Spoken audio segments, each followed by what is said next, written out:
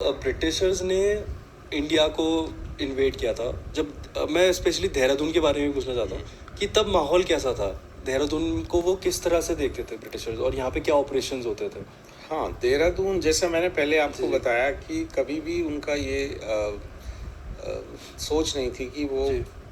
Himalayas में आए या पहाड़ों जी। में आके एस्टैब्लिश हों। हम्म। लेकिन जब वो देहरादून में आए जी।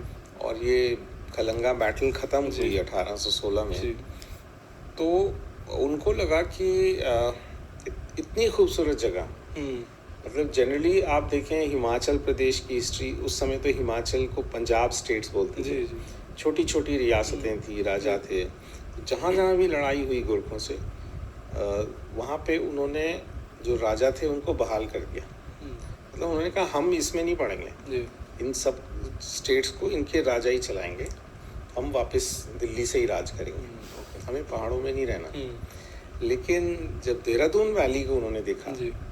तो उनको ये जगह इतनी खूबसूरत लगी, इतनी पसंद आई कि उन्होंने कहा कि नहीं, ये तो ब्रिटिश राज का ही पार्ट रहेगी। तो उन्होंने जो गढ़वाल टेरिटरी थी उसको बांट दिया। तो जो राजा थे उनको टिहरी गढ़वाल वापस कर दिया। अच्छा। कि आप यहाँ के राजा हो, पूरे गढ़वाल के राजा नहीं हो, टिहरी गढ़वाल के राजा हो। और देहरादून, मसूरी और ये वाली जो बेल्ट है, जौनसार एरिया भी उसमें आता है, ये पूरा क्षेत्र ब्रिटिश गढ़वाल का पार्ट बन गया था। तो पहले सहारनपुर से ही इसका एडमिनिस्ट्रेशन चलता था। तो ब्रिटिश जो थे वो हमेशा से इसको एज एन इंस्टीट्यूशनल एरिया देखते थे।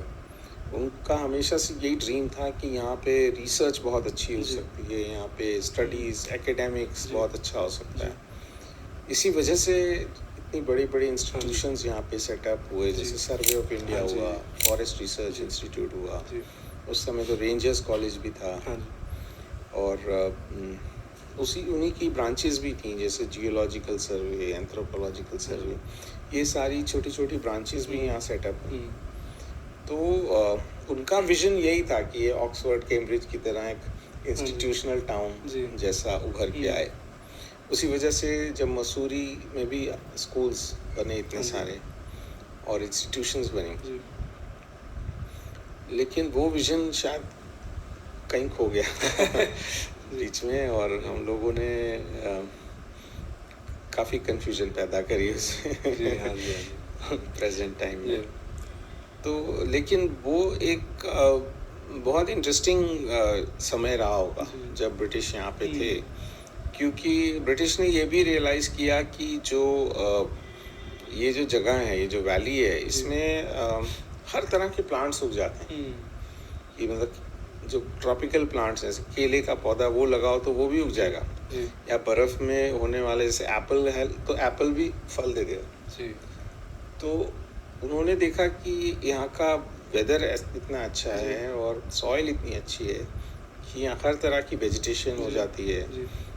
तो फिर वो प्लांटेशन कल्चर यहाँ पे जब आया तो टी एस्टेट्स बनाई गई, फिर लीची का एक्सपेरिमेंट हुआ, वो भी बहुत सक्सेसफुल हुआ, तो फिर लीची ऑर्चर्ड्स बनाए गए।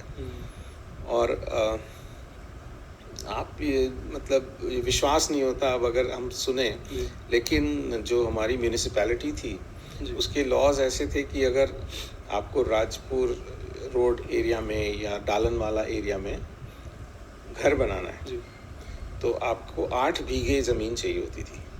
अगर एक कॉटेज आपको बनानी है तो कम से कम 8 बीघा ज़मीन आपको लेनी पड़ेगी, और उसमें 150 फलदार पौधे होने चाहिए, या लीची हो या मैंगो हो या कुछ भी हो, वो उतने ट्रीज़ होंगे तब आपको परमिशन मिलेगी कि आप एक कॉटेज बना सकते हैं। और बाउंड्री वॉल बनाने की इजाज़त नहीं थी किसी को आप सिर्फ हेज लगा सकते थे, बाउंड्री नहीं लगा सकते थे। और वो कैनाल्स सारे ऑर्चर्ड्स को पानी देती थी, और मुझे लगता है कि बहुत ही खूबसूरत जगह तब ये रही होगी।